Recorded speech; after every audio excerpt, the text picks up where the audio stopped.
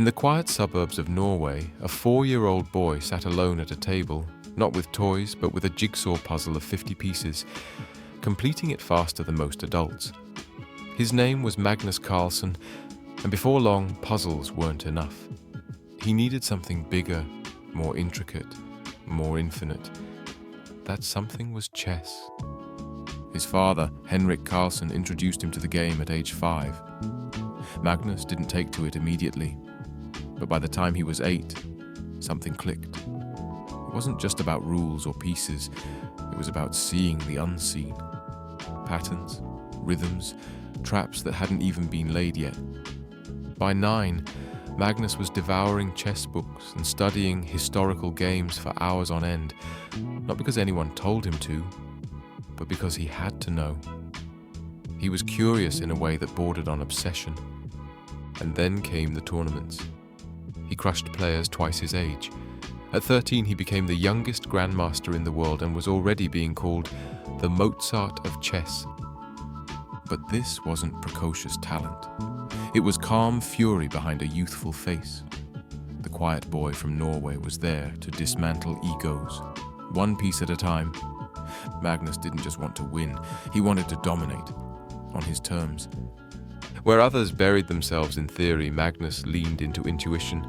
He wasn't interested in memorizing every possible opening sequence. He wanted to play the player. He studied their psychology, their habits, their fatigue. He once said, "I don't just look at the position, I feel it."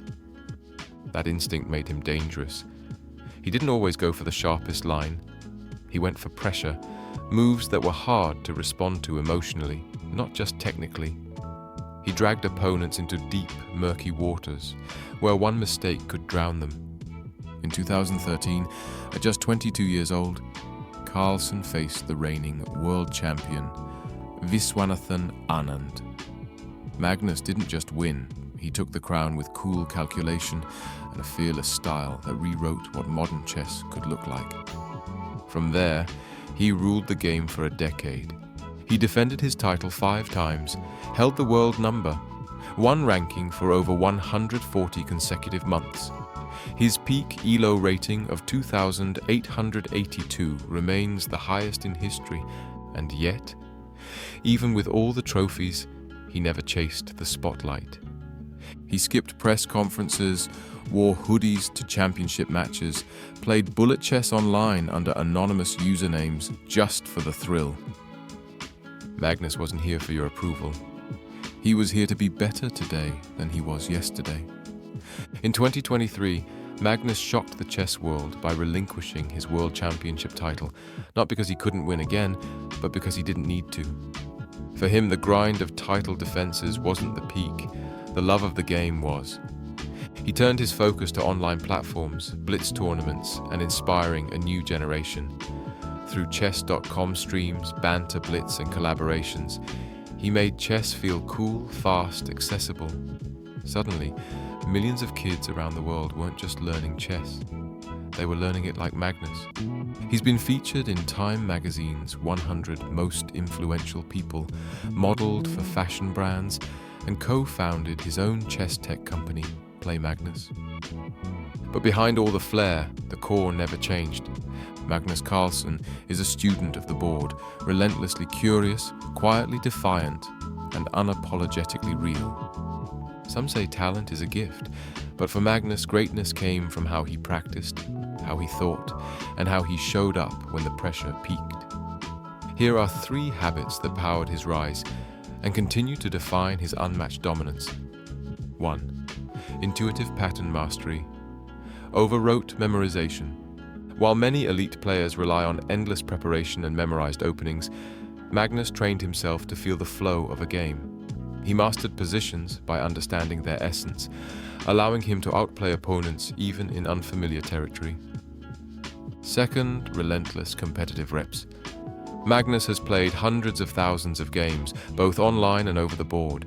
Even as world champion, he practiced bullet and blitz daily, constantly refining instincts under pressure. He never rested on talent, he made pressure his normal. 3. Mental flexibility and psychological warfare. Carlsen tailors his play style to exploit emotional weaknesses. He knows when to frustrate, when to slow the game, when to push. As Hikaru Nakamura once said, he doesn't just beat you on the board, he breaks you slowly. What drives a man who has already won everything? For Magnus, it's not the trophies, it's the pursuit, the game itself. He doesn't chase applause, he chases truth on the board, finding the perfect move in imperfect situations. A story from GM David Howell, one of Magnus's childhood friends and rivals, says it best. Once, after winning a tournament, Magnus skipped the celebration dinner. Why? Because he'd played a move in round 3 that he knew wasn't quite right, and he needed to figure out why. That's the spark, not glory, not fame, just a burning need to understand, to improve, to master. Magnus Carlsen redefined chess not just by winning, but by changing the way we think about the game itself.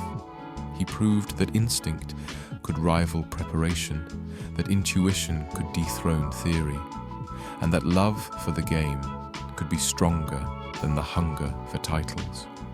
From a quiet kid in Norway to the undisputed king of modern chess, his journey isn't just about intellect.